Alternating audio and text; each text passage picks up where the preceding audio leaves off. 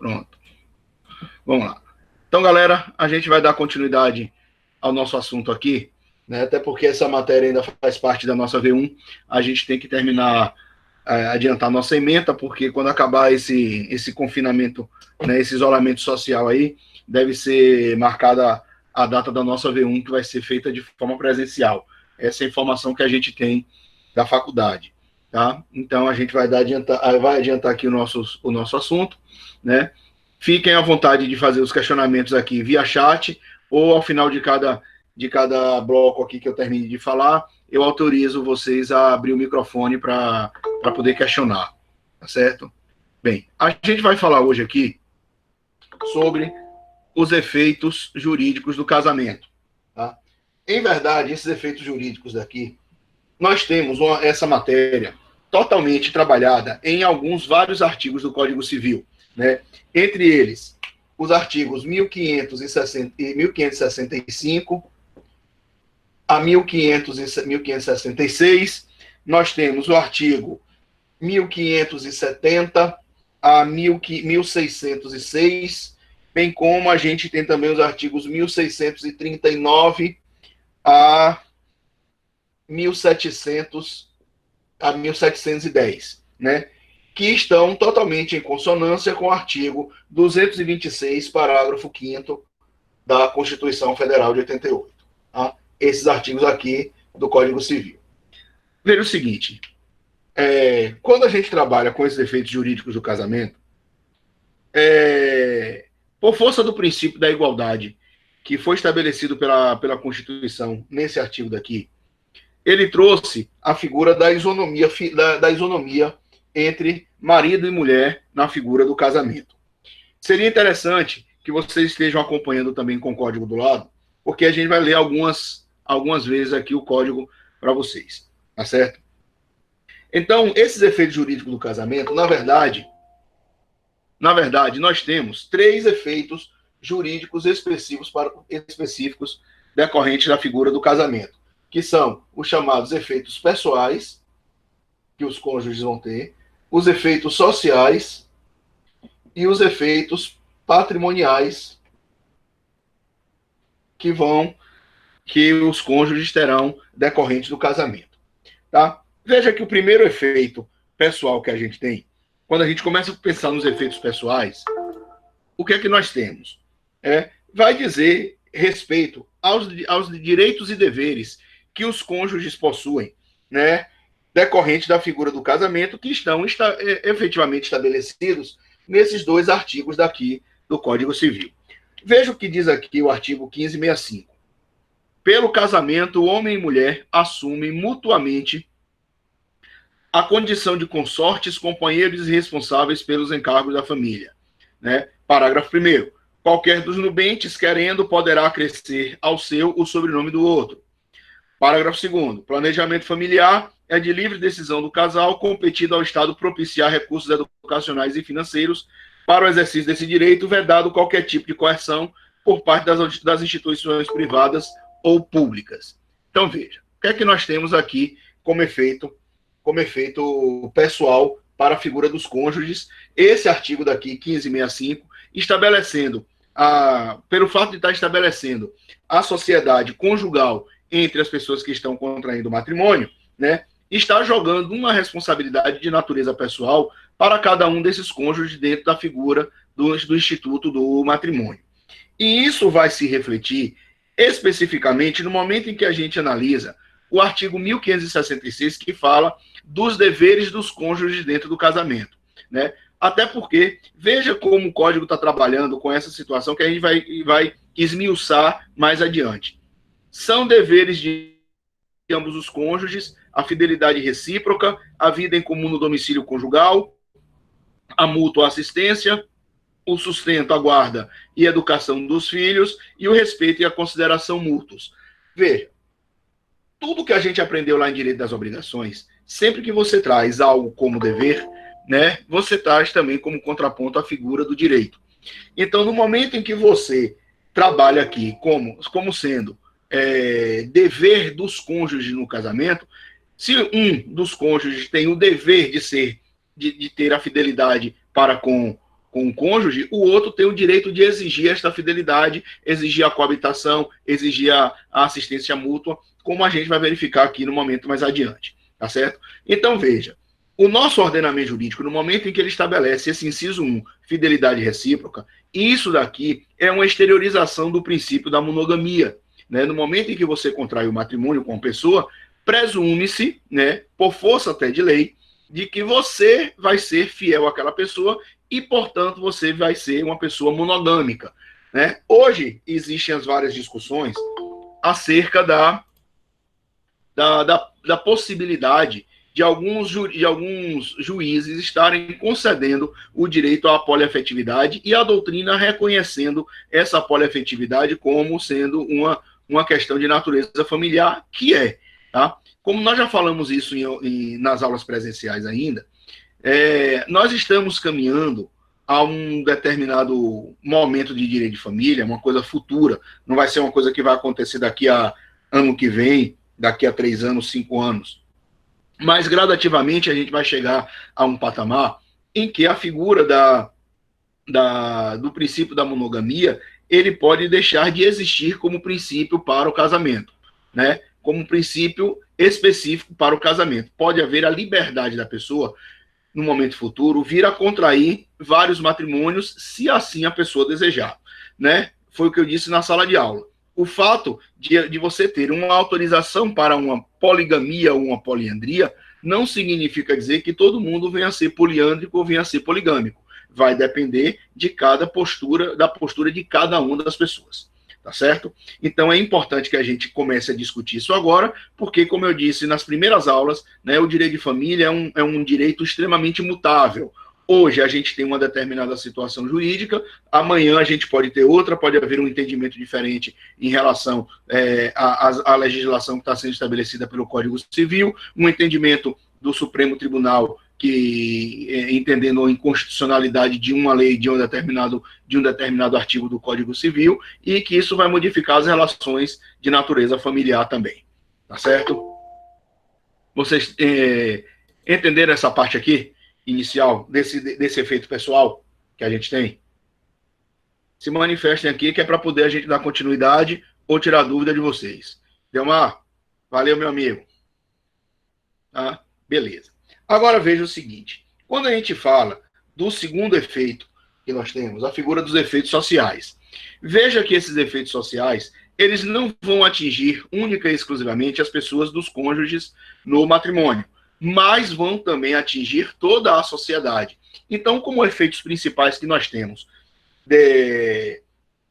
em relação a essa situação dos efeitos sociais, eu vou passar aqui para vocês 5 efeitos principais. Veja, e vamos discutir alguns deles aqui. Entre os cônjuges, vai se estabelecer a sociedade conjugal, com base, inclusive, no artigo 1565, como eu disse anteriormente. Esse é o primeiro efeito social, porque o casamento, ele é reconhecido como uma entidade, e entidade, ela tem suas próprias regras, né? Ela tem um instituto jurídico próprio, ela tem leis, ela tem regulamento próprio para o casamento, né? Ela tem um regulamento próprio para o casamento, e vai fazer com que a pessoa agora reconheça esse matrimônio, sendo um matrimônio de natureza civil, né? O casamento civil, como a gente verificou aqui, né? Então ele vai trazer para a sociedade esse reflexo, uma vez que, quando você passa pelo casamento civil, nós temos aquelas três situações. Primeiro, a gente passa pelo pelo procedimento da habilitação no casamento, pela celebração do casamento, que são as regras próprias para a instituição do casamento civil, e, posteriormente, a celebração, se proceder ao registro, que é o que vai dar eficácia erga omnes para proteção e segurança jurídica para o instituto do casamento. Ou seja, no momento que você contrai o matrimônio, que você institui a sua família decorrente do casamento, você passa a ter uma tutela jurídica especial para a figura do casamento, certo? Isso não quer dizer que outras famílias elas não tenham tutela jurídica também, mas a gente não pode confundir, por exemplo, a tutela jurídica que você tem para a família constituída pela união estável, sendo a mesma tutela jurídica que se trabalha para o casamento, né? Veja que são situações diferentes, até porque para o casamento exige-se uma certa formalidade, né? Para a união estável, você não tem tanta formalidade assim, basta você comprovar que você está convivendo com uma pessoa e que você é um convívio duradouro e que você tem a intenção de constituir família com aquela pessoa, né? É um reconhecimento social, né? Um reconhecimento social que vai fazer com que você tenha segurança jurídica também. Como eu disse em alguns momentos, e quando a gente vai falando aqui do regime dos bens no casamento, né, que vai ser os efeitos de natureza patrimonial. Peraí, gente, você me dá só um segundinho aqui para botar um colírio aqui no olho, porque está incomodando aqui. Só um segundo, por favor.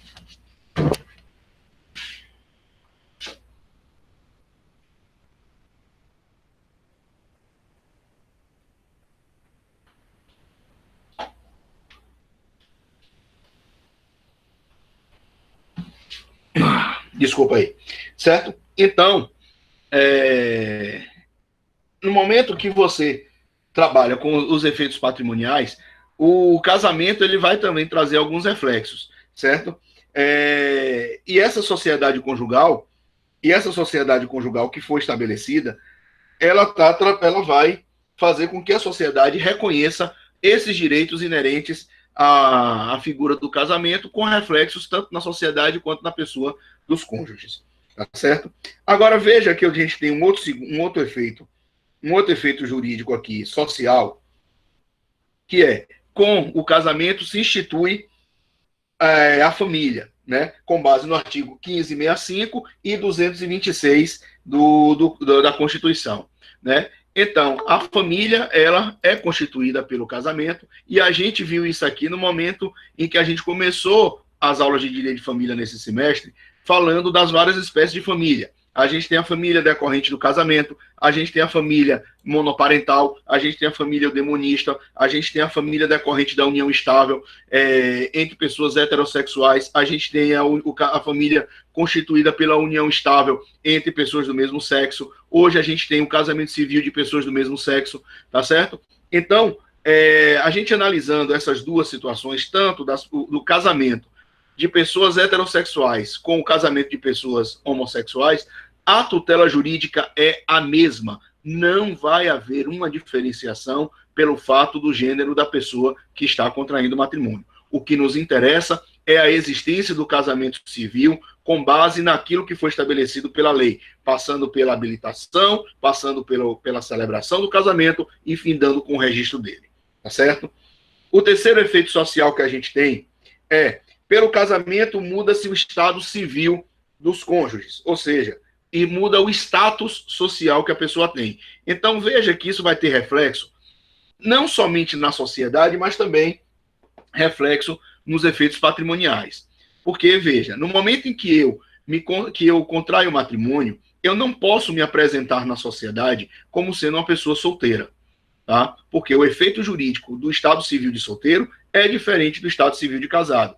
Em especial, e a depender do regime de bens que você está estabelecendo no seu casamento, aquilo vai modificar a administração de patrimônio que os cônjuges têm ou vão passar a ter depois do casamento, tá? Eu digo, às vezes, um equívoco que as pessoas cometem em relação à questão do estado civil.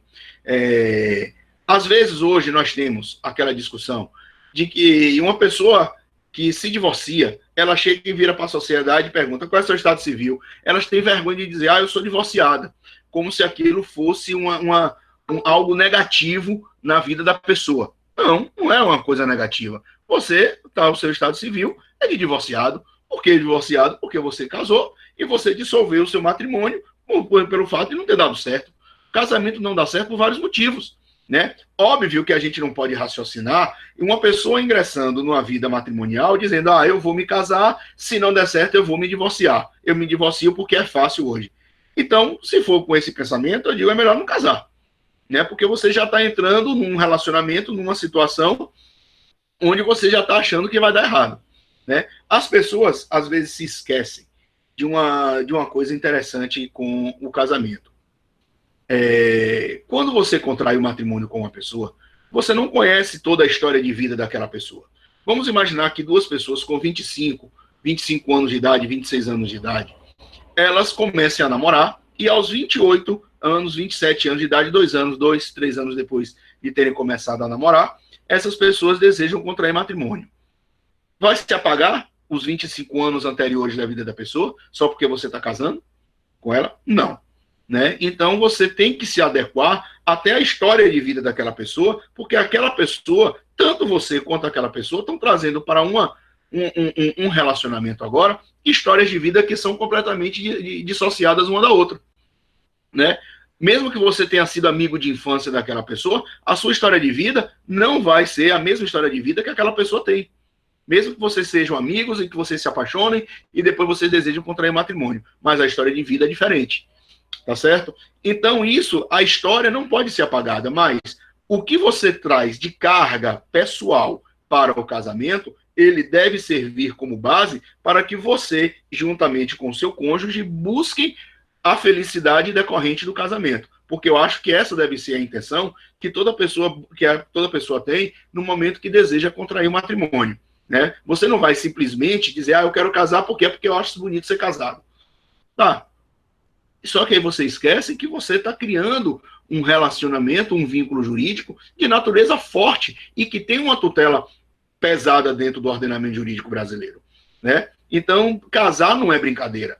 Né? As pessoas podem levar até em tom de brincadeira, né? Mas, na verdade, o casamento é um instituto muito forte. A gente brinca na sala de aula apenas para descontrair, mas o casamento é um instituto forte.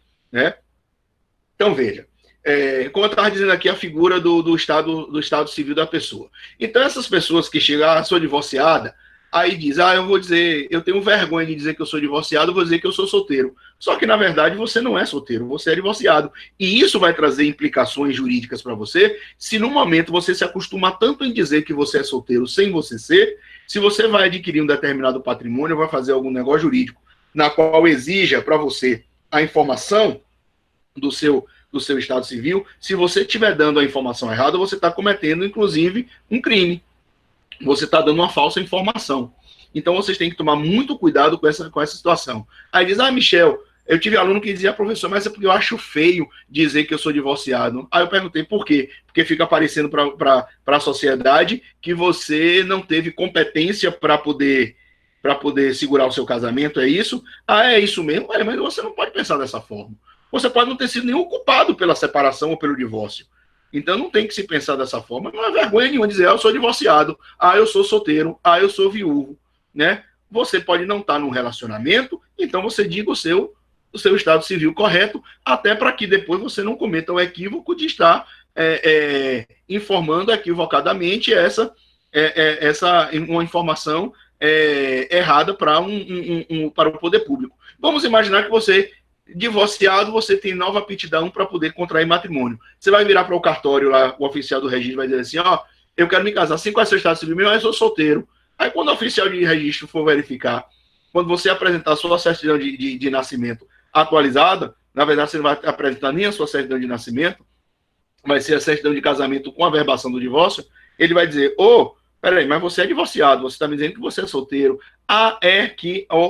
Pelo amor de Deus, né? Então fica feio você estar criando uma inverdade até para você, porque senão você estaria informando de forma errada. Aí, Paulo, Arthur, muito bem. Então, durante 7 anos, se depois dos 7 anos não deu certo, o pessoal disse que é a praga dos 7 anos do casamento, né? Que depois de 7 anos começam as primeiras discussões, né? Tá beleza? Mas vamos lá. Então, veja que a gente tem um outro efeito aqui social, que é, com o casamento, a pessoa se emancipa. Óbvio que aí a gente está analisando uma questão muito peculiar. Né? Aquela pessoa hoje que tem 16 anos ou 17 anos e que tem autorização dos pais para poder contrair o matrimônio, caso o casamento venha a ser realizado, esta pessoa se emancipa, ou seja, o casamento faz com que a pessoa antecipe a sua maioridade civil. E mesmo que esse casamento, por qualquer motivo, depois não dê certo, né, a pessoa não volta à sua qualidade de relativamente incapaz. Tá certo? Então, veja que é um efeito social grande que a gente tem, porque você está antecipando a maioridade de uma pessoa. Tá? E o último efeito social que nós temos aqui é que o cônjuge, com base no artigo 1595, né? Um cônjuge passa a ter com o outro, com os parentes do outro cônjuge, um vínculo jurídico de afinidade, ou seja, você passa a ser parente dos parentes do seu cônjuge, né? Então, veja que tem algumas situações bem interessantes, como nós falamos lá quando a gente ministrou aula sobre os impedimentos matrimoniais. A gente disse o quê? Você não tem possibilidade, porque é um impedimento absoluto de você contrair matrimônio com a sua sogra, ou com a sua ex-sogra, com a sua enteada ou com a sua ex-enteada. Porque sua sogra sempre será sua sogra. A sua enteada sempre vai ser enteada, mesmo que o casamento tenha sido dissolvido via divórcio. Então você vai permanecer com aquela impossibilidade matrimonial. Tá certo? Você é considerado parente do seu cunhado? É também, né? Mas aí, já com a cunhada, você já tem a possibilidade para contrair o matrimônio com ela, porque a limitação é somente para o parentesco na linha ascendencial e descendencial do ex-cônjuge, tá certo? Agora, como efeito patrimonial, né, a gente tem 3 efeitos que esses vão dizer respeito à questão econômica, à questão de patrimônio que vai ser, que vai existir ou vai deixar de existir dentro da figura do casamento. Então, veja, como efeito patrimonial, o primeiro efeito patrimonial, Dani, Michel, se eu for viúvo, pode casar com os afins? Você, Dani, não vai poder nunca casar com sua ex-sogra e nem se casar com a sua ex-enteada, né? Você vai poder casar com a sua cunhada. É bom que você economiza a sogra, tá certo? Case com a cunhada que você economiza a sogra. Beleza? Então, veja. O primeiro efeito patrimonial que a gente tem é justamente o dever de assistência patrimonial, né? Que um cônjuge passa a ter com o outro, que vai se referir ao sustento, que é uma ajuda material que cabe a ambos os cônjuges, inclusive com base no artigo 1566, inciso 3. Veja que esse dever de assistência patrimonial, ele pode ainda persistir mesmo depois do casamento ser dissolvido. Caso se fique comprovado que você tem a obrigação de pensionar o seu ex-cônjuge, o dever de prestação de assistência patrimonial, ele vai permanecer. Mas isso, quando a gente estiver estudando a ação de alimentos, que é um assunto lá da segunda unidade, a gente volta a essa discussão para saber como é que funciona essa aplicação dos alimentos para os ex-cônjuges. Tá beleza? O segundo efeito patrimonial que a gente tem é que, com o casamento, como o casamento ele vai sempre ser regido por um regime de bens, seja um regime legal, seja um regime convencional, que a gente vai falar daqui a pouco aqui, o regime estabelecido pode fazer com que se altere o sistema de propriedade dos bens que as pessoas têm ao casar ou os bens que vierem a ser adquiridos na constância do casamento, tá certo? Então, você pode modificar essa administração, né, e alterando o sistema de propriedade dos bens do casal, tá? A gente vai falar aqui do pacto antinupcial também, quando estiver falando dos regimes convencionais, tá certo? Vamos lá, Tainá. Veja. Qual? O do dever de assistência patrimonial ou a alteração do sistema de propriedade?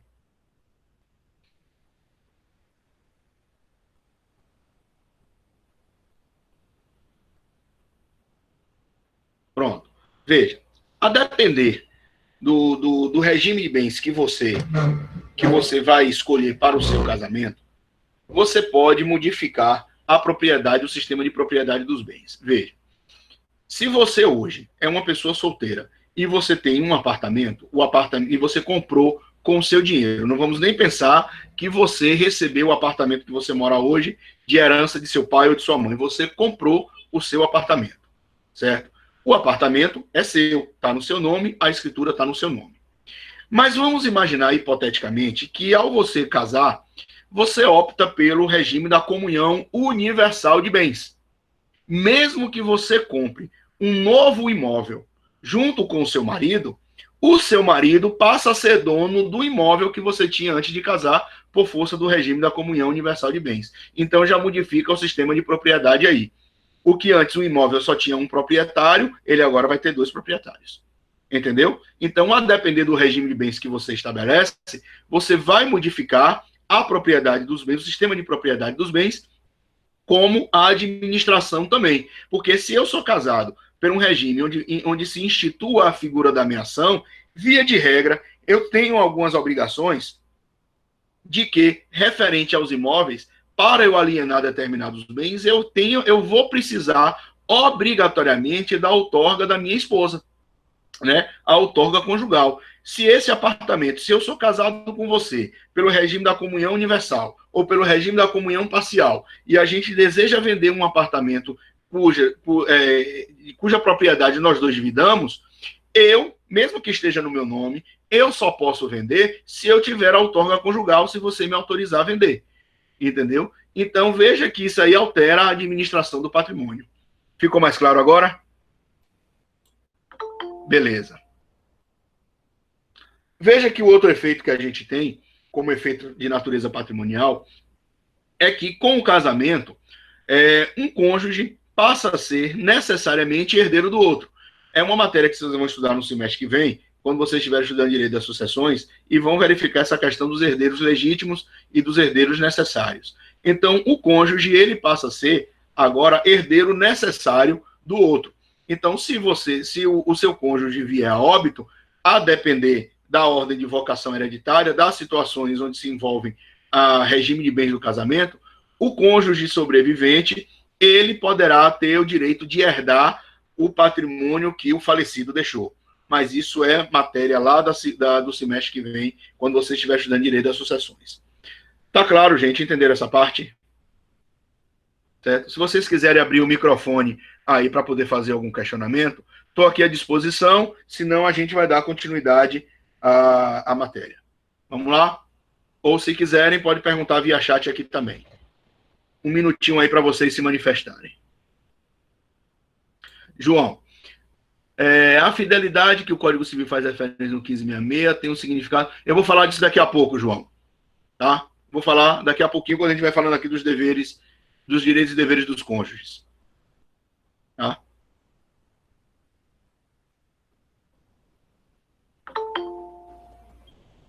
O doutor está entrando.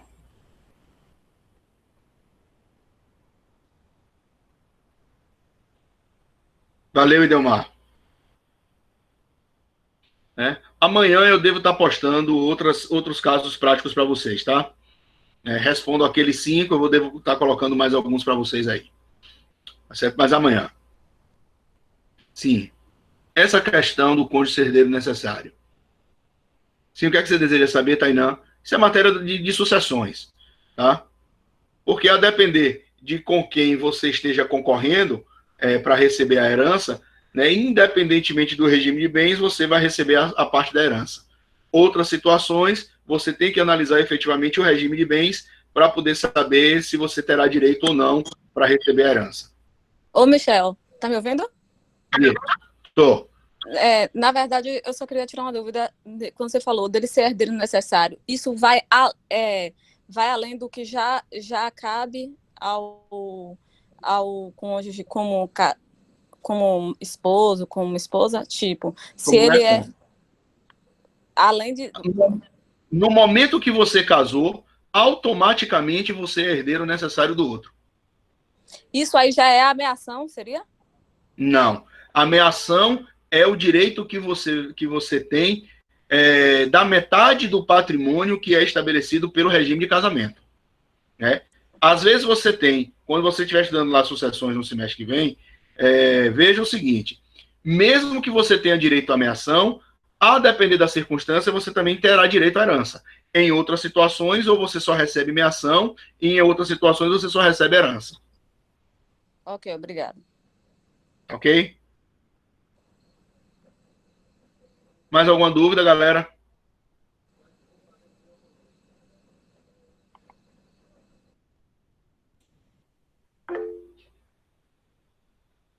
Vamos lá. Arlete, deixa eu ver se a sua pergunta aqui, Arlete, direito. Com relação ao dever de assistência patrimonial, ambos devem dar. Agora, veja, Arlete, tem uma coisa. Tínhamos ainda, e de vez em quando aparece essa discussão, sobre a pessoa que é o arrimo de família, né? Mas, em princípio, ambos os cônjuges eles têm que se ajudar mutuamente, até porque o artigo, né? Olha o que diz aqui o artigo 1565, a parte final. Pelo casamento, o homem e a mulher assumem mutuamente a condição de consortes, companheiros e responsáveis pelos encargos da família, tá certo? Então, nessa situação daí, você a própria lei está dizendo que os dois têm responsabilidade. Olha o que complementa aqui o artigo 1567. A direção da sociedade conjugal será exercida em colaboração pelo marido e pela mulher, sempre no interesse do casal e dos filhos. Olha o que diz o 1568 também. Os cônjuges são obrigados a concorrer na proporção dos seus bens e dos rendimentos do trabalho para o sustento da família e a educação dos filhos, qualquer que seja o regime patrimonial. Então, independentemente da forma com que você se casa, se você trabalha ou não, né, em princípio você teria a mesma obrigação que o seu marido. Óbvio que se você chegar, mas eu não trabalho, o meu marido ele é o arrimo de família, tudo que tem aqui em casa é ele que coloca. Bem, aí a opção é sua e do seu marido, e o Estado não pode intervir nessa situação. Tá certo? Agora, em caso de um divórcio, em caso de rompimento da sociedade conjugal, você que não trabalhava, você pode, inclusive, vir a pleitear alimentos, mas, atualmente, o que é que a gente tem? Se você ainda tiver condição de trabalhar, o juiz vai deferir para você uma prestação, uma pensão alimentícia durante um período, não pela sua vida toda, porque os próprios juízes hoje entendem que o casamento, que o divórcio não vai gerar previdência privada para ninguém, entendeu? Não vai ser um benefício de prestação continuada que vocês vão ter por conta do divórcio, tá certo? Mas a gente falar mais quando a gente estiver estudando lá a parte da ação de alimentos. Tá beleza? Valeu. Posso ir, opera aí, galera?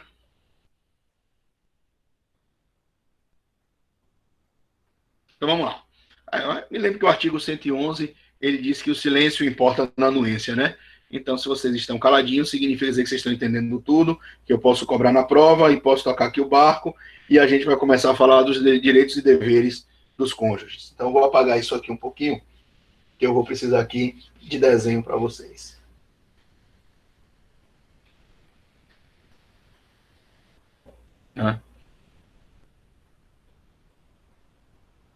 A natureza jurídica. Naldo, ameação é direito de propriedade decorrente de um ato inter vivos, né, que é o casamento, né? E a herança é direito de propriedade decorrente de um ato causa-mortes. Né? Então, essa é a diferença principal, mas que vocês vão verificar, né, lá muito mais no semestre que vem. Tá certo? Veja o seguinte, galera. Olha que situação interessante a gente tem aqui agora. O artigo 1566, ele estabelece que são deveres de ambos os cônjuges. Pronto. Gente, o que é que a gente aprende lá em Direito das Obrigações? Toda vez que você tem um dever, o contraponto é um direito. Tá certo? No momento em que diz que João casado com Maria, né? João casado com Maria tem o dever, vou pegar aqui já a título de exemplo, tem o dever de fidelidade para com Maria. Em contrapartida, Maria tem o mesmo dever de fidelidade para com João. Então, ao mesmo tempo que João é devedor, ele é também credor. Isso traz uma situação interessante que, antigamente, no Código de 16, pelo Código de 16, né, como o Código ele era uma lei extremamente paternalista, né? O cara, daqui a pouco que eu escrevo novamente, eu baixo mais a posição para ver se melhora, né? Por causa da claridade. Tá certo? Para tirar o reflexo da luz. Então, veja. O Código de 16 era um código extremamente paternalista, né? E esse código, ele determinava, por conta desse paternalismo, que o homem tinha muito mais direito do que as mulheres. Inclusive, esses deveres, estabelecidos no artigo 1566 hoje, são considerados deveres explícitos do casamento. Tá? Armingue massa, né? Ainda sou obrigado a ouvir isso. Né? Então, veja. No Código de 16, o homem podia muito mais do que as mulheres. Né? Inclusive, havia uma discussão, que a gente vai falar aqui apenas para que clareie essa coisa de vocês, na cabecinha de vocês, o seguinte. Um dos deveres implícitos que a gente tem dentro do casamento é a figura da manutenção da vida sexual do casal. Né? Antigamente, inclusive, o casamento servia como uma forma de você regulamentar a vida sexual das pessoas. Até por conta do princípio da monogamia, somente se concebia que a pessoa casada, ela tivesse relações sexuais com o interesse de procriação, não com o interesse inicialmente de prazer, mas muito mais de procriação, e decorrente da figura do casamento. Ao longo do tempo, isso foi alterando e a gente está na sociedade contemporânea da forma com que nós estamos, com uma liberdade sexual muito maior do que se tinha antigamente. E por conta do casamento, justamente pelo fato da pessoa ter a sua vida sexual, por conta do princípio da monogamia, regulamentado, ou melhor, agora, tutelado por um direito que seria do casamento, gerava para o homem que tinha o poder maior o direito de exigir da sua mulher que ela se submetesse aos atos sexuais toda vez que ele desejasse. Então, aquela historinha daquela minissérie que tinha lá com José Wilker, dizendo, ele saía para trabalhar de manhã cedo e dizia, olha, se prepare que hoje de noite eu vou te usar. Né? Então, era aquilo que acontecia realmente. E a mulher tinha que se submeter aos caprichos sexuais do seu marido. E o marido, quando chegava em casa, ele dizia, hoje eu quero transar com você, eu quero ter relações com você, a mulher tinha que transar. E se ela não aceitasse, se ela não fizesse sexo com ele, ele poderia, inclusive, forçar ela a ter a relação conjugal, e isso chegava-se ao ponto de chegar e dizer que a mulher estava em débito conjugal com o marido. Né? Então, veja, toda vez que você tem um débito, você tem um crédito. Então, o marido tinha um crédito conjugal, que seria a manutenção da vida sexual sempre que ele quisesse e bem desejasse. Né?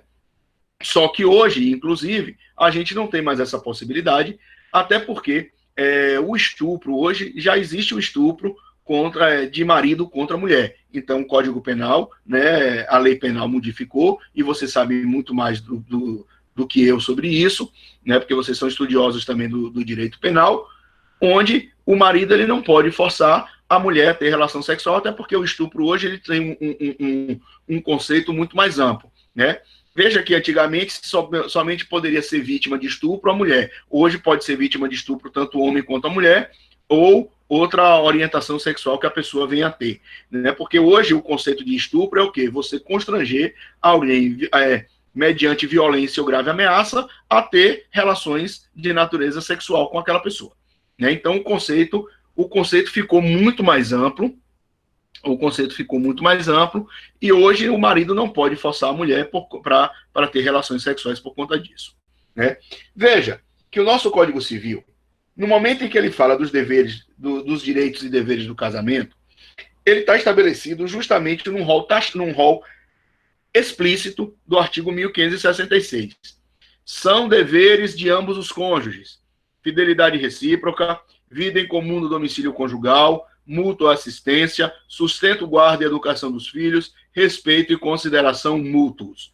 Veja, esses são os deveres explícitos do casamento, mas não afasta outros deveres que são relacionados direta ou indiretamente com esses deveres explícitos do casamento, que nós doutrinariamente chamamos de deveres implícitos do casamento.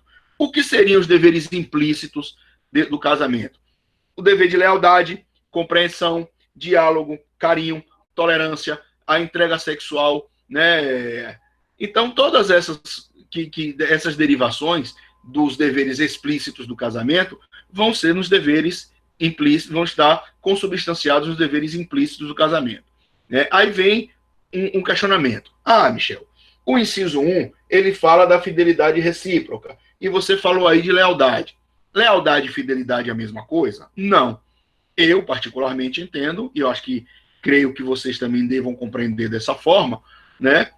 Se eu tiver errado, por favor, me corrijam, que a lealdade ela é muito mais ampla do que a fidelidade, né? Você ser leal a uma pessoa significa dizer que você está com aquela pessoa para o que der e vier, qualquer que seja o motivo, qualquer que seja o horário, qualquer que seja o tempo, né? Quando você fala de fidelidade, você está diante de uma questão não de cunho meramente sexual, né? Quando você fala de fidelidade, você está falando na confiança que você deposita na pessoa do outro cônjuge, né? Então, no momento em que você casa com alguém, presume-se, né, é natural você pensar que você confia naquela pessoa para todas as circunstâncias. Então, isso é a fidelidade.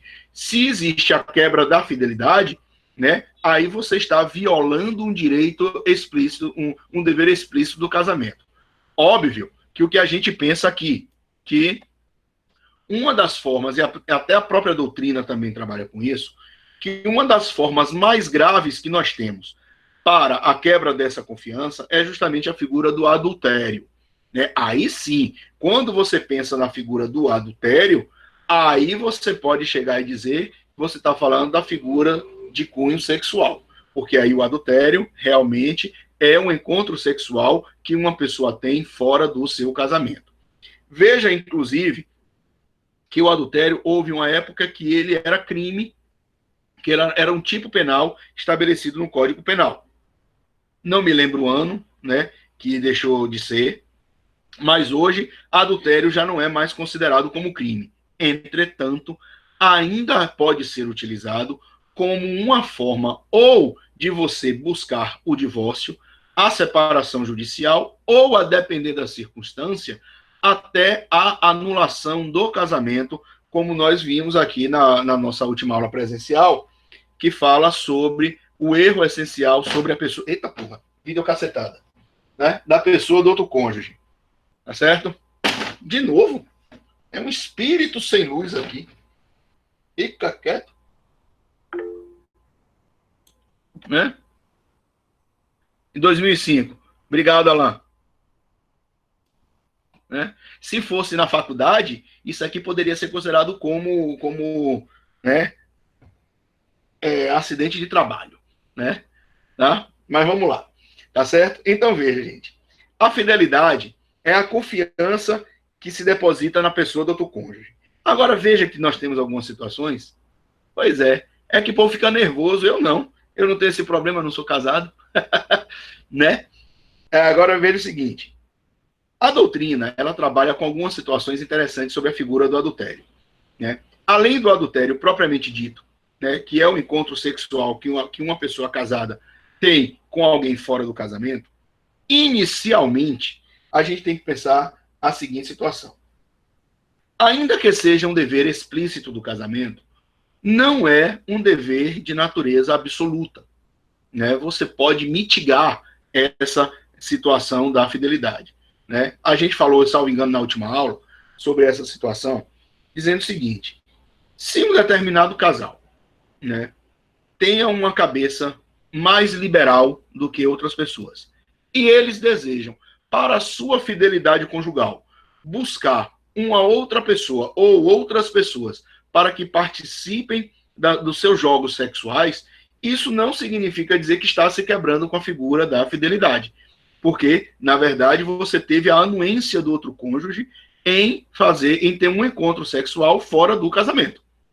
Tá certo? Então, essa situação não é tão absoluta como as pessoas podem tender a pensar, né? Então, você pode mitigar, mas isso tem que ser feito de comum acordo. Foi o que eu disse na sala de aula. Né? Vamos imaginar que um casal acha que a sua felicidade sexual também está se dando no momento em que eles buscam outros casais para buscar fazer essa troca de casal. Pronto, a figura do swing. Mas fica estabelecido entre o casal o seguinte: olha, você pode buscar outra pessoa, desde que, quando você for buscar essa outra pessoa para você ter sexo, que eu esteja junto com você. Isso é o acerto que é feito pelo casal.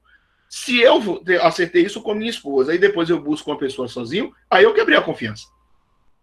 porque ela está confiando que toda vez que a gente for buscar algo fora do casamento, ela também vai participar, né? Porque esse foi o acerto que a gente teve, tá certo? Então, você pode mitigar, você pode relativizar essa situação absoluta da figura do adultério. Agora, não sendo isso, pensando especificamente aqui no princípio da monogamia, como se pressupõe que deva ser por conta do nosso ordenamento jurídico e por conta da nossa cultura, né? A figura do adultério ainda é mal vista dentro do seio da sociedade, a figura da traição. E a doutrina, ela trabalha com, ela passa além da figura do adultério propriamente dito, trabalhando, alguns exemplos aqui, umas 4 espéciezinhas de adultério. E a gente vai trabalhar com algumas delas aqui. Veja, eu tenho hoje, também a doutrina chama, da figura do quase adultério.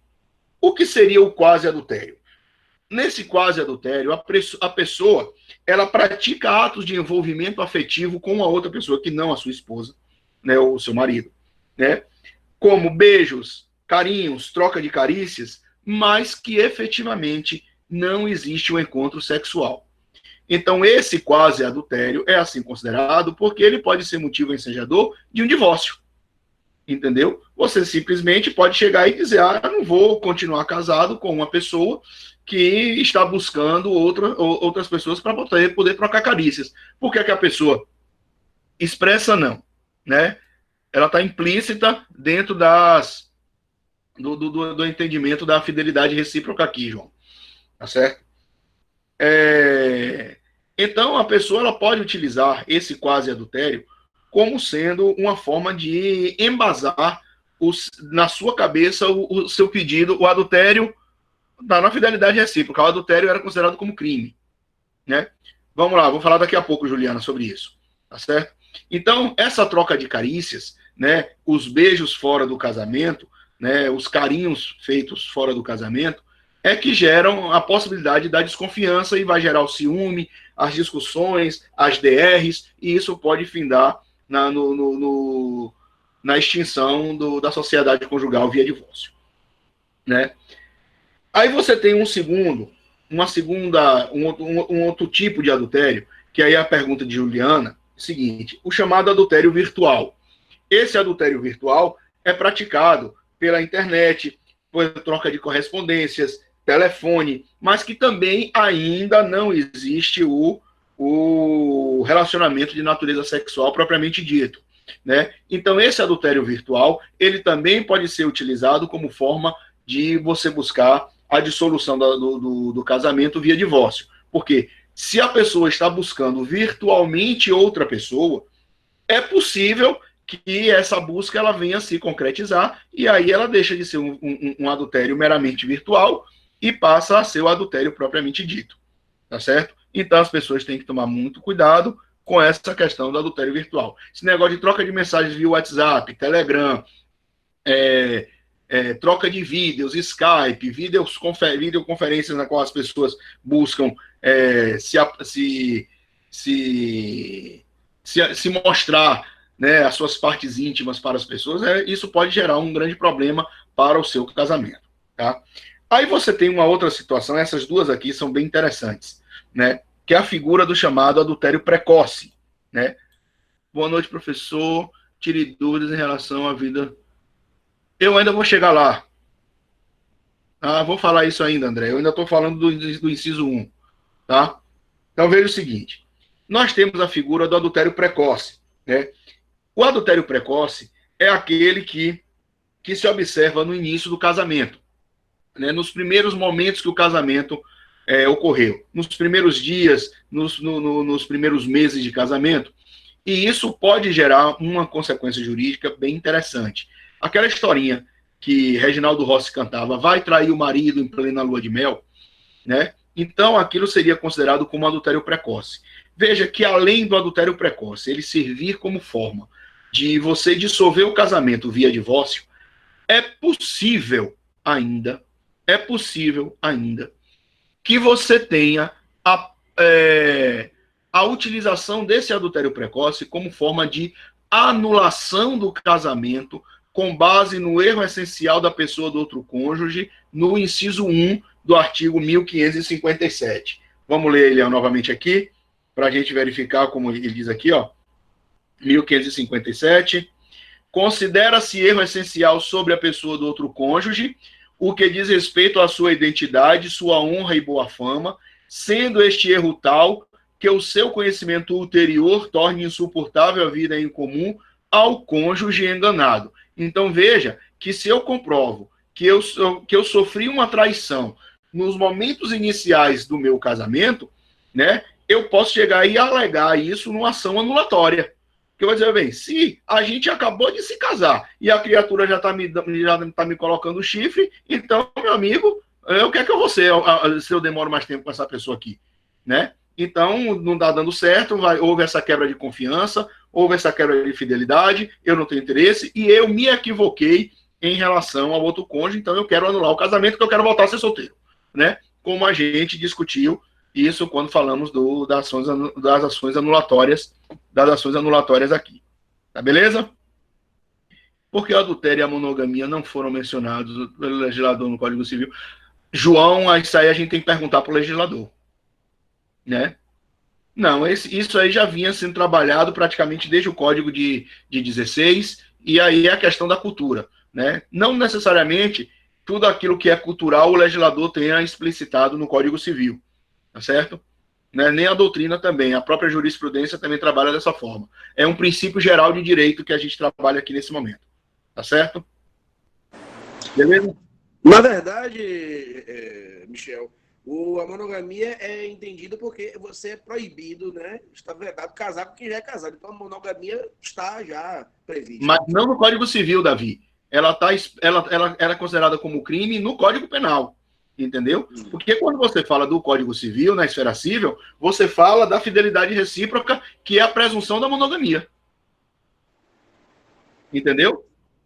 A gente pode utilizar a base jurídica do direito penal apenas para poder chegar e dizer que é crime. Porque, veja, adultério já não é mais crime. Entendeu?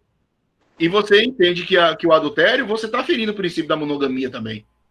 Mas João perguntou no Código Civil mesmo, né? Ele está pensando na questão do crime, né? Não, mas aí no Código Civil você não tem nada explícito. É isso que eu estou dizendo. Aí você está trabalhando com a questão do princípio geral de direito, que você, pela nossa cultura, o que é que você casa? Você casa com uma pessoa pensando que você vai ficar com ela o resto da vida. Tanto assim que quando a gente tem aquela base ainda religiosa, pegando aqui apenas o gancho da religiosidade, vamos pensar da Igreja Católica, né, que é a nossa religião mais ampla que nós temos, aqui que o padre chega e diz, você promete ser fiel, amando e respeitando aquela pessoa, e somente aquela pessoa, entendeu? Então, você tem a questão cultural, não explícito no Código Civil, entendeu? Ok. Beleza? Beleza. Vamos lá. Tá certo? Não, Arthur. Ou você tem um prazo decadencial, né? Um prazo decadencial, salvo engano, sendo 2 anos. 2 ou 3 anos, a depender do inciso do 1557, 2 ou 3 anos. É prazo decadencial para arguir a ação anulatória. Tá certo? Aí vejam a outra situação aqui do adultério, ainda, que é uma outra espécie interessante de adultério, chamado de adultério casto. Veja que nesse adultério casto, não existe o relacionamento sexual, mas vai gerar uma gravidez. Olhe a situação que a gente tem aqui. O artigo 1597, olha o que ele traz aqui, 1597. Olha como ele traz, que ele fala da questão da filiação. Presumem-se concebidos na constância do casamento os filhos. Inciso 5. Havidos por inseminação artificial heteróloga, desde que tenha prévia autorização do marido. Olhe bem. Aí você tem a seguinte situação. Eu sou uma pessoa casada, 1566. Eu uma pessoa casada, mas que eu não tenho possibilidade de gerar filhos, porque eu sou estéril ou porque eu sou infértil, né? A gente já discutiu essa situação na sala de aula, a diferença lá, né? E a minha esposa, ela deseja ter um filho, gestar. Aí ela vira para mim e diz o seguinte: Michel, você não pode me dar um filho, mas eu quero ser mãe. E eu quero ter um filho meu. Eu quero gestar esse filho. Se você não tiver possibilidade de fazer uma inseminação artificial homóloga, né? Porque você não produz espermatozoides, porque você é vasectomizado, porque você tem um problema de azoospermia, qualquer coisa desse tipo, eu quero ser inseminada por um sêmen de uma outra pessoa. Eu quero buscar uma clínica de inseminação artificial, de reprodução, para eu poder ser inseminada. Né? 1597, João, 1597. Aí, eu tenho que dar essa autorização. Por quê? Eu dando essa autorização e a minha esposa sendo inseminada pelo sêmen de um terceiro, aquela criança que nascer é meu filho por presunção legal, com base no artigo 1597, inciso 5. Presumem-se concebidos na constância do casamento os filhos havidos por inseminação artificial heteróloga, desde que tenha autorização do marido. Então, vamos imaginar a figura do adultério casto agora. Eu não autorizo. Eu sou casado e eu não autorizo a minha esposa a se inseminar. Mas ela vai e busca essa clínica de reprodução e consegue essa inseminação. Ela me traiu. Esse gesto gerou uma gravidez, mas não houve um encontro sexual fora do matrimônio. Houve a quebra da fidelidade? Houve. Eu posso, inclusive, romper com o meu casamento com essa pessoa, entendeu? E não vou ser agora considerado o pai daquela criança que nasceu. Da mesma forma que pode o inverso, tem que ser expressa. Tem que ser expressa. Certo? Da mesma forma com que pode ocorrer ao contrário. Eu, casado, desejo fazer uma doação do meu sêmen e a minha esposa não me autoriza. Agora vamos imaginar que eu faça a doação, ela pode nunca saber na vida dela que eu fiz essa doação de sêmen. Mas vamos imaginar uma situação aqui hipotética. Eu faço a doação do sêmen sem autorização da minha esposa e chega lá uma mulher, que eu não sei quem é, e ela vai ser inseminada pelo meu esperma. E gera um filho. Eu sou o pai? Não. Não sou o pai. A doação foi anônima, entendeu? E eu não tenho relação de parental com aquela criança. Eu tenho uma biologicidade, mas eu não sou considerado como pai, porque eu não fiz o filho com a intenção de fazer filho. Eu fiz uma doação anônima do meu sêmen. Mas vamos imaginar que essa criança, futuramente, ela tem um problema de leucemia, e a mãe dessa criança, ela busque junto ao judiciário a abertura das informações que a clínica tem para informar quem é o pai biológico para que busque a cura daquela criança, porque a minha medula pode ser compatível e salvar a vida daquela criança. Nesse momento, a minha esposa vai saber que eu fiz a doação do meu sêmen. E aí, vamos imaginar, ela vai perguntar: você doou esse sêmen quando? Antes da gente casar ou depois da gente casar? Aí eu não tenho como fugir da resposta. Não, foi depois. Mas você não me falou nada, você não pediu minha autorização, eu não concedi essa autorização, você fez de livre e espontânea vontade, você quebrou com a minha confiança, porque agora você tem um filho. Na cabeça da minha mulher, eu tenho um filho. Ainda que eu juridicamente não tenha filho nenhum. Falando com ele. Biologicamente, sim, mas juridicamente eu não terei nenhuma relação parental com essa criança. Então, veja que é possível acontecer também do outro lado. Entenderam, gente? Ficou claro essa parte daí? Podemos dizer que é um erro quanto à saúde? Não. Saúde, não. Saúde, não. A saúde do cônjuge, não. Porque a questão da saúde do cônjuge seria a outra hipótese do 1597, se você tivesse adquirido uma doença, né, seria o erro essencial sobre a pessoa do outro cônjuge, mas com base na questão de uma doença que pudesse colocar em risco a pessoa do cônjuge ou a sua prole. Tá? Isso foi da última aula, Arthur, né, da questão do impedimento. Tá? Da questão de anulação do casamento. Beleza? Entenderam, gente, como funciona isso? Vamos seguir? Vamos lá. Aí o inciso 2 do 1566, e aí vem a pergunta de André, né? Que ele fala aqui, a vida em comum no domicílio conjugal. Quando você fala aqui, a convivência, a vida em comum no domicílio conjugal, nós estamos falando da figura da coabitação, né? A figura da coabitação. E essa coabitação, né, é a convivência que as pessoas têm em residência com ânimo definitivo, sendo como pressuposto de casamento, porque é comum, é natural que você, ao contrair matrimônio, você busque estar convivendo sob o mesmo teto com o seu cônjuge, tá certo? Então é super natural. Agora, é possível, né, que as pessoas, de comum acordo, decidam morar em casas separadas, mas isso tem que ficar estabelecido entre o casal. Existem outras possibilidades também de haver uma mitigação dessa questão da coabitação? Tem. Se for uma necessidade por conta de trabalho ou até ainda uma questão de doença, tá certo? Vamos imaginar hoje, da forma com que nós temos atualmente aqui a situação. Vamos imaginar que eu fosse casado e eu fosse hoje portador do Covid-19 e a minha esposa ela fosse uma pessoa que tivesse no grupo de risco para poder não ser contaminada pelo coronavírus. Eu poderia me afastar. Então, essa coabitação seria quebrada por uma questão de saúde. É possível acontecer e a gente não precisa de uma determinação judicial para que eu seja afastado do convívio conjugal. Tá certo? Aí você fala o seguinte, porque pode dispensar, porque a própria lei autoriza a dispensa dessa vida em comum por consenso, por conveniência ou por necessidade, né? Pode ser por consenso se a gente decidir casar e dizer, cada um vai ficar na sua casa e a gente vai ficar alternadamente indo um para a casa do outro. Uma semana eu fico na sua casa, na outra semana você vai para minha casa, mas cada um vai ficar na sua casa específica para que a gente não tenha problemas conjugais.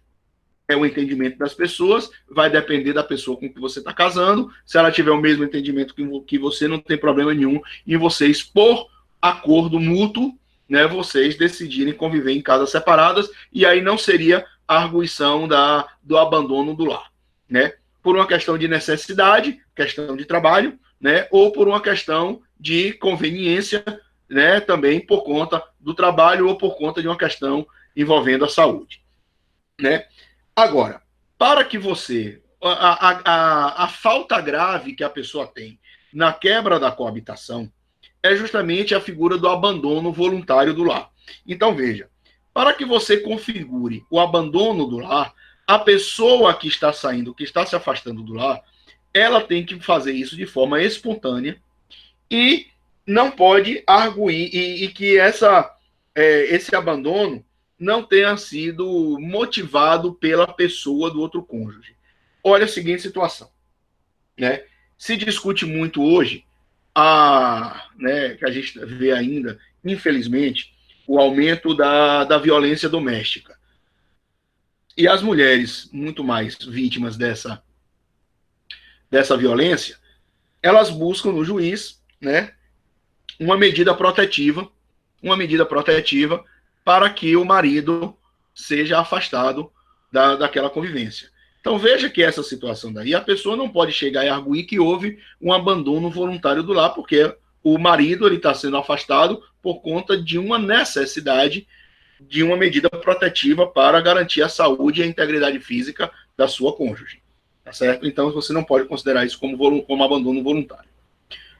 O abandono voluntário do lar, ele era utilizado, inclusive, como uma forma de você discutir culpa nas ações de separação judicial. Quando a gente estiver estudando dissolução da sociedade conjugal, eu vou falar sobre a figura da separação judicial e do divórcio. Tá? A gente vai voltar a algumas discussões interessantes e a gente vai voltar a essa questão do abandono voluntário do lar. Mas hoje, a gente utiliza muito a questão do abandono voluntário do lar, não como forma de você estar buscando culpa, mas sim como uma forma de você buscar um direito de propriedade que está estabelecido no artigo 1240-A do Código Civil. Olha o que diz aqui. Aquele que exercer por 2 anos ininterruptamente e sem oposição, posse direta, com exclusividade, sobre imóvel urbano de até 250 metros quadrados, cuja propriedade divida com ex-cônjuge ou ex-companheiro que abandonou o lar, utilizando-o para sua moradia ou da sua família, adquirir-lhe-á o domínio integral, desde que não seja proprietário de outro imóvel urbano ou rural. Estamos diante aqui, galera, do Instituto da Uso Capião Familiar. Então, a Uso Capião Familiar, ela é embasada na quebra da coabitação aqui, tá certo? Então, nessa circunstância, você pode arguir o abandono voluntário do lar para que você adquira o direito de propriedade desse tipo de imóvel, tá certo? Então, respondendo aquela pergunta de André, mais aqui acima, vamos aqui, André, voltar, né, a sua pergunta. Vida em comum no domicílio conjugal, isso se aplica em casais que são casados, porém moram em residências diferentes. Pronto, você quebra, mas a quebra, né, 1240A, Sarita, né? Então, André, você pode relativizar essa coabitação por conta de necessidade, de conveniência ou de comum acordo dos cônjuges. Beleza? Ficou claro essa parte?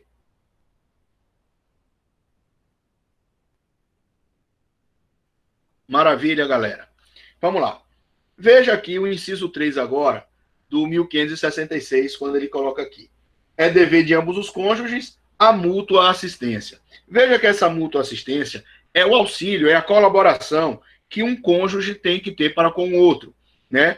E aí se desmembra tanto em assistência material quanto em assistência moral, né? Assistência moral, a gente vai verificar no inciso 5 de novo, né? E trabalha justamente com a figura da lealdade, que a gente trabalhou aqui como dever implícito do casamento. Já a ajuda material, né? Você vai essa mútua assistência material, ela vai sempre existir, independentemente do regime de bens que você estabeleça, ou também independentemente das decisões que vocês tenham decidido quando vocês contraíram o casamento de vocês. Vocês podem chegar num acordo verbal, se não precisa estar estabelecido num pacto antinupcial, dizendo o seguinte: olha, a gente está casado hoje, mas o meu salário me dá a possibilidade de ter tais e tais despesas, e o seu salário de ter outras e outras despesas. Vamos fazer o seguinte. Isso, Davi. Vamos fazer o seguinte aqui. Para que a gente tenha um equilíbrio até das nossas economias, eu vou ficar responsável pelo pagamento do condomínio, pelo pagamento da energia elétrica, da água, do gás, e você vai ficar responsável, para a aquisição dos gêneros alimentícios. Você fica responsável pela feira e pelo supermercado. Os bens que a gente vai adquirir para guarnecer o nosso imóvel, a gente decide de comum acordo e está tudo beleza. Veja que aí ficou estabelecido essa situação, mas isso não impede de você, às vezes você tem uma necessidade, sei lá, o seu salário atrasou, né? A sua esposa chega e efetue o pagamento da conta de luz ou pague o valor do condomínio, entendeu? Ou se você tiver uma necessidade de comprar um remédio, ela chega e vai com o dinheiro dela, com o cartão dela, comprar o remédio para você, entendeu? Isso é assistência material que a gente fala aqui, que não tem interferência nenhuma com o regime de bens no casamento. Entenderam, gente, essa parte?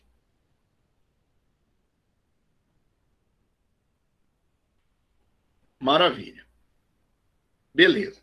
Agora veja que o inciso 4 e o inciso 5, eu acho que o legislador aqui, ele não foi assim muito feliz em manter esses dois incisos. Aí por que é que eu digo da infelicidade do legislador? Porque só demonstra aqui que ele foi preguiçoso, né? E ele copiou esse artigo 1566 do artigo correspondente que era no Código de 16. Né? Porque veja a seguinte situação. Olha o que diz o inciso 4. São deveres de ambos os cônjuges o sustento, a guarda e a educação dos filhos. Gente, isso depende de casamento, né? Isso é uma obrigação de natureza parental, né? Se eu tenho um filho, eu sou responsável por ele, né? Eu tenho que guardar ele, eu tenho que sustentar, eu tenho que dar educação para o meu filho. Isso é uma obrigação de natureza parental. Independentemente de ser casado ou não, eu tenho essa obrigação. Entendeu? E, às vezes, as pessoas, ou seja, independentemente da sua situação conjugal, você tem obrigação para com o filho. Mesmo quando você chega às vezes lá no escritório, um casal querendo se divorciar, uma das primeiras perguntas que eu faço para eles é o seguinte: tem filho menor? Tem, beleza. Como é que vai ficar a questão da guarda e como é que vai ficar a questão da pensão, da prestação alimentícia do menor? Primeira coisa que eu pergunto, porque eu não vou envolver o filho numa discussão do casal. Entendeu? Porque o filho não pode sofrer as consequências decorrentes de uma discussão do casal. Se a pessoa não deu certo como marido e mulher, ele tem que dar certo e vai dar certo como pai e mãe. A criança não tem nada a ver com essa história. Tá certo? Então, nessa circunstância, é que a gente tem que pensar que o legislador aqui não foi feliz. Talvez um excesso de zelo ele tenha colocado isso aqui. Mas às vezes isso é desnecessário, porque a filiação ela não é uma obrigação do casamento. A filiação é uma consequência do casamento, como pode ser uma consequência de um encontro sexual, e que você continua com a obrigação de sustentar, de guardar e de educar o filho de vocês, independentemente. Isso é observação sua, Michel, ou isso é doutrinário? Porque eu vejo o seguinte, o que pode ter passado na cabeça do legislador é o seguinte: quando você está separado e tem um filho em comum, obrigatoriamente você vai ter que colocar valores para o cuidado dessa criança. Se você não faz, o outro cônjuge pode, o outro pai pode, inclusive, exigir alimentos, né? Olha, você não está contribuindo para o sustento. Só que na vivência do matrimônio, só deixa eu terminar aqui. Por exemplo, a mãe quer que o filho estude em uma determinada escola e o pai, pô, essa escola é muito cara. Eu não vou bancar isso, não. Só que ele tem um patrimônio muito maior do que o dela. Ela teria alguma maneira de exigir isso? Não, eu quero o melhor para o nosso filho, eu quero que seja em tal local aqui. Essa discussão pode existir, mesmo no seio do matrimônio. Você pode dizer, não, mas o cara não quer colocar nosso filho na melhor escola porque está segurando o dinheiro. Existe esse tipo de discussão? Pode. E aí caberia o artigo, aí seria a justificativa do artigo, porque aí ele é obrigado a manter o sustento. Mas veja, Davi. Não, mas veja o seguinte, Davi. Isso não é dever do cônjuge. Isso é dever do pai e da mãe. É isso que eu estou dizendo. O legislador não tinha necessidade de manter isso aqui como dever do cônjuge. Entendeu? Porque essa responsabilidade eu já tenho na condição de pai. É um dever parental. Entendeu? Tá, eu entendi. É isso que eu estou dizendo, que o legislador eu acho que ele foi preguiçoso por conta disso, não é um entendimento meu. Entendeu? É porque esse é o pensamento, porque isso aqui é um dever que decorre do poder familiar. Não é porque eu sou casado. Significa dizer, então, que pelo fato de eu não ser casado e ter um filho, então eu não teria essa obrigação. Essa obrigação somente surgiria se eu fosse casado. Entendeu? É isso que eu estou dizendo. Porque a obrigação não decorre do casamento, ela decorre da sua condição de pai, da sua condição de mãe. E não pelo fato de você ser casado. Beleza, mas é isso que eu estou dizendo. São deveres de ambos os cônjuges. Porque ela poderia alegar assim, eu sou casado, mas ele tem muito mais condição. É isso que eu estou falando só. Mas eu entendi. Mas veja, quando você fala de cônjuge, você está falando de um casamento válido. E a decisão do casal é que vai prevalecer. Porque, veja, o que você pode estar discutindo é essa situação daqui, olha. Deixa eu pegar aqui o artigo, para que você veja. Talvez seja essa aqui e venha a sua resposta com isso aqui. Olha o que diz o artigo 1567. A direção da sociedade conjugal será exercida em colaboração pelo marido e pela mulher, sempre no interesse do casal e dos filhos. Parágrafo único. Havendo divergência, qualquer dos cônjuges poderá recorrer ao juiz, que decidirá tendo em consideração aqueles interesses. Então é possível você buscar. Entendeu? Ah, mas eu quero colocar ele nessa escola. Mas o pai pode chegar e justificar. Assim, ela quer botar na escola mais cara. Mas eu tenho outra escola que é mais barata, que tem o mesmo nível de aprendizado para o nosso filho aqui. Por que eu preciso colocar ela mais cara? Então passa a ser essa discussão e o juiz ele vai simplesmente contrabalancear essa discussão jurídica lá. Entendeu? Mas veja que isso independe da figura do casamento. É isso que eu quero deixar claro para vocês. Essa discussão é inócua se a pessoa é casada ou não. Eu tenho um filho, não sou casado com a mãe de meu filho, a gente decide como um acordo sobre a questão da escola dele. Entendeu? Aí ela pode chegar e dizer, eu quero colocar ele numa Anchieta, pô, mas aí eu não tenho condição de botar numa Anchieta. Eu tenho condição de botar em outra escola que tem um aprendizado mais próximo do Anchieta, porque eu não vou ter condição de pagar. Entendeu? Aí pode discutir, coloca no Integral, coloca no Vieira, coloca em outro colégio, qualquer que seja. Mas isso tem que ser decidido pelo casal. Óbvio, sempre visando o princípio do melhor interesse do menor. Tá certo? Aí o que eu digo, talvez o legislador tenha deixado isso aqui como um excesso de zelo, mas era desnecessário, porque esta obrigação de guarda, sustento e educação dos filhos, ela não decorre do casamento, ela decorre da figura da relação de natureza parental, pelo simples fato de você ser pai ou você ser mãe. Entendeu o meu ponto de vista agora, meu querido?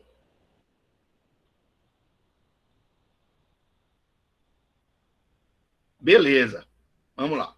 Da mesma forma, né? Independente de casamento, não, exatamente.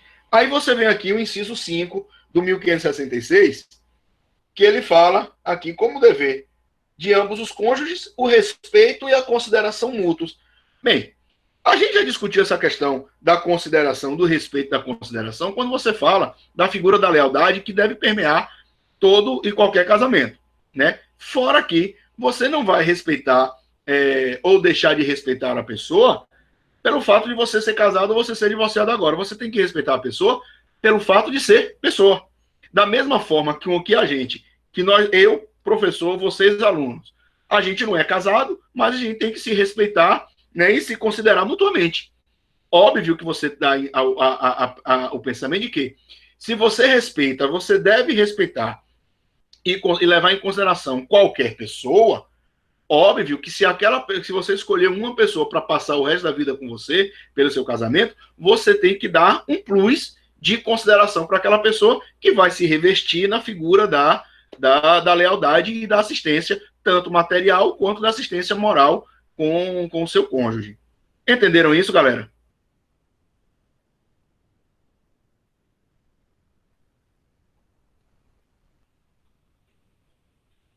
Massa. Vamos dar aqui só 5 minutinhos, ou 3 minutinhos só, para a gente beber uma água, porque a garganta já está seca aqui, e eu retorno para a gente terminar com a parte do assunto de hoje. Valeu? Daqui a pouco a gente volta. Vamos beber uma água também.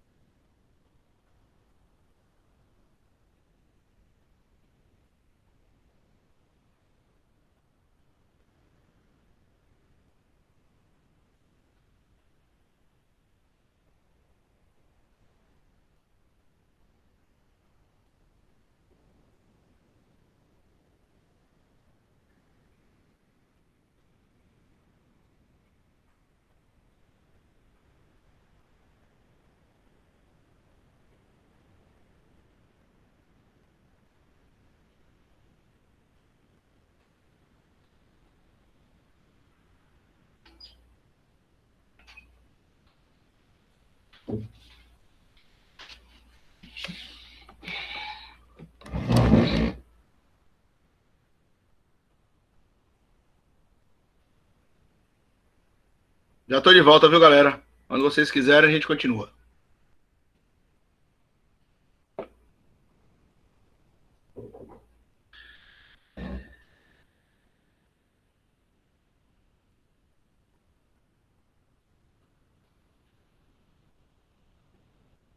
Avisa pra galera que eu já estou de volta. Valeu. Vamos lá. Agora veja, gente. A gente tem agora um outro tópico aqui que vai ser vinculado aos deveres, direitos e deveres de natureza patrimonial. Tá certo? esse daqui é importante realmente que vocês estejam com o código aberto, né? Vou botar aqui artigo 1642. Ele fala do regime, da questão dos deveres patrimoniais, a partir do artigo 1639, né? Que fala do direito patrimonial, né? Veja aqui alguns dos artigos que nós temos aqui, que versam sobre o direito patrimonial, a partir do 1639, né? E, em especial, os artigos 1642 a 1652, eles vão estabelecer efeitos obrigacionais contratuais para que marido e mulher possam contratar de maneira livre ou estabelecendo uma interdependência entre eles cônjuges, tá certo? Mas, veja que, vamos ressaltar o que diz o artigo 1568, também, que diz o seguinte: para a manutenção da família, os cônjuges devem concorrer na proporção de seus bens e do rendimento do trabalho, qualquer que seja o regime estabelecido, né? Isso significa dizer o quê? Que sempre haverá um rateio, originalmente, entre marido e mulher para a manutenção da família, a não ser que os próprios pares estabeleçam de maneira contrária em pacto antinupcial. Galera, veja o seguinte. Antes da gente falar dessa parte daqui, dos direitos e deveres patrimoniais, vou virar aqui, talvez melhor aqui para vocês verem o quadro. Nós temos alguns regimes de bens no casamento. A primeira coisa que a gente tem que pensar é: todo casamento ele vai ser regido por um regime de bens, tá certo? O regime de natureza patrimonial. Nós temos, no nosso ordenamento jurídico, estabelecido 5 regimes de bens. Eu vou colocar nas duas pontas os regimes considerados regimes legais. Não se preocupem que a gente vai trabalhar individualmente com cada um deles no momento futuro. Não hoje, mas na próxima aula provavelmente. Eu tenho o regime da separação obrigatória de bens. Esse regime estabelecido pelo artigo 1641 do Código Civil. Olha o que ele diz aqui no 1641. É obrigatório o regime da separação de bens no casamento das pessoas que o contraírem com inobservância das causas suspensivas da celebração do casamento, ou seja, aquelas causas do artigo 1523, as causas suspensivas, né? Da pessoa maior de 70 anos e de todos que dependerem para casar de suprimento judicial. Então, no momento do procedimento da habilitação, o oficial do registro vai verificar se as pessoas se enquadram em alguns desses incisos daqui. Se a pessoa, um ou ambos os nubentes ali, estiverem inseridos nesse contexto aqui do 1641, o regime será o da separação obrigatória de bens. Ponto.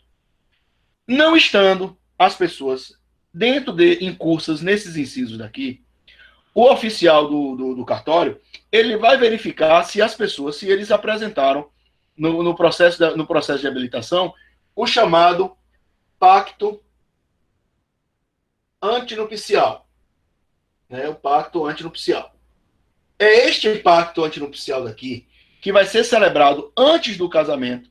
É um contrato prévio que as partes fazem, que os nubentes fazem, mas que somente terá eficácia se houver o casamento válido. Eu vou explicar algumas características do pacto antinupcial depois. E nesse pacto antinupcial, eu posso estabelecer qualquer um regime chamado regime convencional dos bens, né? Aí eu tenho, inclusive, a possibilidade de estabelecer que o meu casamento vai ser regido pelo regime da comunhão universal de bens, pelo regime da separação convencional de bens, ou ainda regido pelo regime da participação final nos aquestos. Pronto. São os três regimes de bens de natureza convencional. Agora, não havendo pacto antinupcial, ou sendo o pacto antinupcial considerado nulo ou inválido, aplica-se o outro regime legal, que é o regime da comunhão parcial de bens. Tá certo? Então, veja, todo e qualquer casamento, ele vai ser regido por algum regime de bens.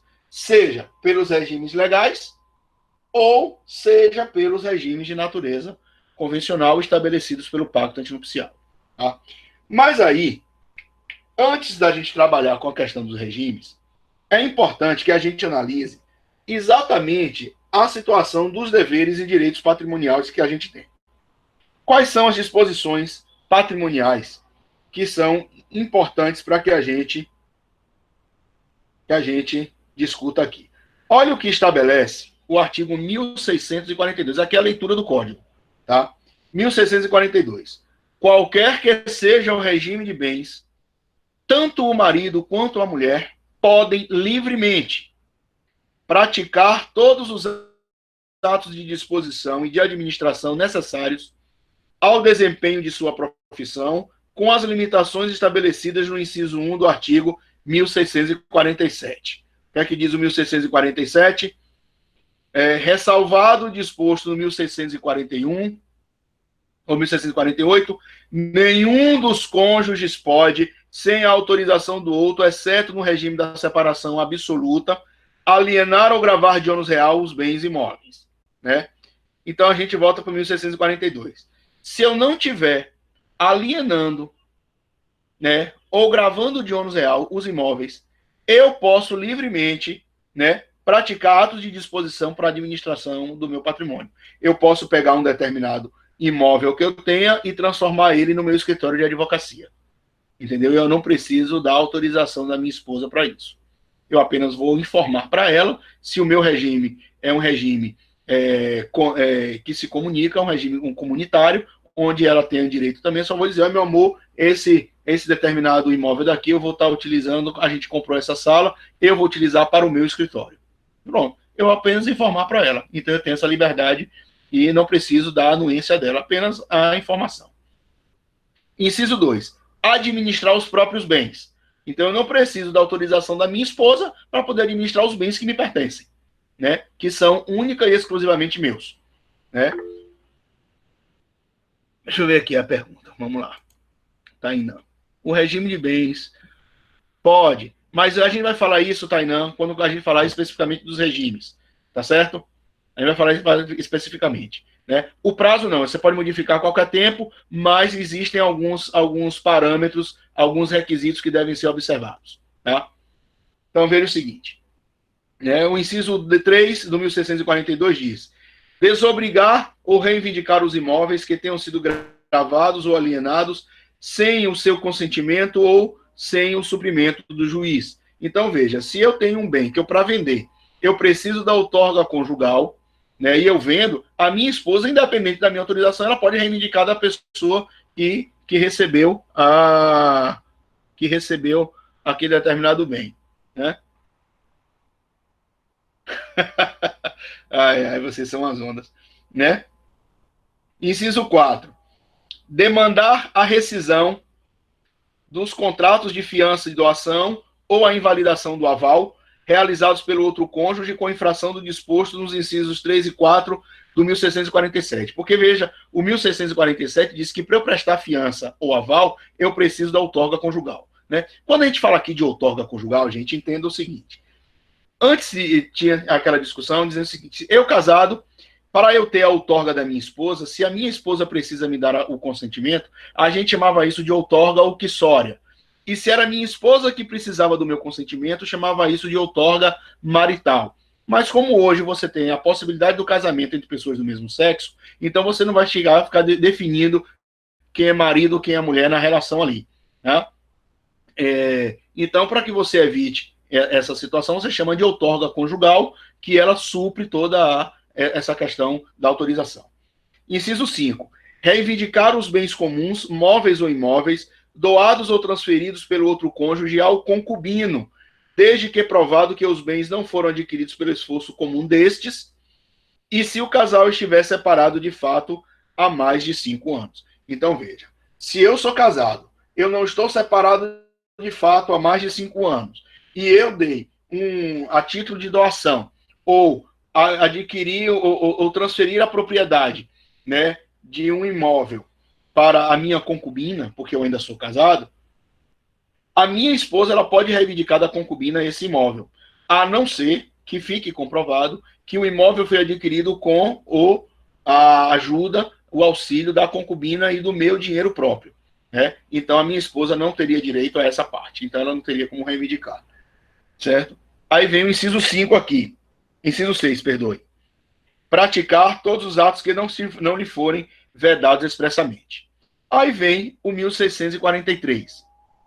Podem os cônjuges, independentemente da autorização do outro, comprar, ainda a crédito, as coisas necessárias à economia doméstica. Ou seja, eu não preciso chegar e dizer para minha mulher, eu estou pedindo autorização aqui para você para eu comprar uma geladeira que a gente está precisando.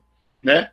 A gente vai conversar, a gente vai discutir a questão do orçamento, né? A gente vai discutir a questão do orçamento da família para saber o que é que se pode comprar ou o que não se pode comprar. Obter, inciso 2, obter por empréstimo as quantias que a aquisição dessas coisas possa exigir. Aí a gente tem que ler aqui o 1644 que diz: as dívidas contraídas para fins do artigo antecedente obrigam solidariamente ambos os cônjuges, ou seja, estamos diante aqui de uma solidariedade legal. Né? Então, veja, eu, se preciso fazer um financiamento bancário para poder comprar os imóveis, os bens móveis que vão guarnecer a minha casa, o meu bem de família com a minha esposa. Eu faço um financiamento e com esse dinheiro do financiamento eu compro esses bens móveis. A minha esposa, ela é solidariamente responsável pelo pagamento, tá certo? Então eu não preciso nem da concordância dela para poder fazer esse financiamento, né? Aí o artigo 1647 vem com as informações das proibições. Nenhum dos cônjuges pode, sem a autorização do outro, exceto no regime da separação absoluta. Gente, quais são os regimes da separação absoluta que nós temos? Separação obrigatória de bens, separação convencional de bens e participação final nos aquestos. Ou seja, esse artigo 1647 faz menção ao regime da comunhão universal de bens e regime da comunhão parcial. Então, olha o que ele diz aqui. Eu não posso, sem a autorização do outro cônjuge, alienar ou gravar de ônus real os bens imóveis, pleitear como autor ou réu acerca desses bens ou direitos, prestar fiança ou aval, fazer doação não sendo remuneratória de bens comuns ou dos que possam integrar futura ameação. Né? Parágrafo único. São válidas as doações nupciais feitas aos filhos quando casarem ou estabelecerem economia separada. Tá certo? O artigo 1648 diz: cabe ao juiz, nos casos do artigo antecedente, suprir a outorga quando um dos cônjuges a denegue sem motivo justo ou lhe seja impossível concedê-la. Né? A falta, 1649, a falta de autorização não suprida pelo juiz, quando necessária, tornará anulável o ato praticado, podendo o outro cônjuge pleitear a anulação até 2 anos depois de terminada a sociedade conjugal. Não é 2 anos de quando ele tomou conhecimento, não. 2 anos após terminada a sociedade conjugal. Tá certo? Então, galera, esses são os deveres iniciais que nós temos do direitos e deveres de natureza patrimonial, é a leitura do código, né? E aí a gente vai depois adentrar especificamente na figura do regime dos bens do casamento, que aí eu vou deixar isso para a próxima aula, tá certo? Gente, alguma dúvida em relação à aula de hoje?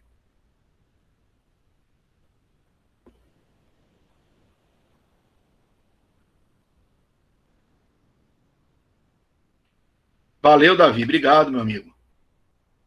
Dani, beleza? Sandra. Valeu, galera. Obrigado. Mas o que seria de mim sem vocês? Estou com saudade de vocês, viu?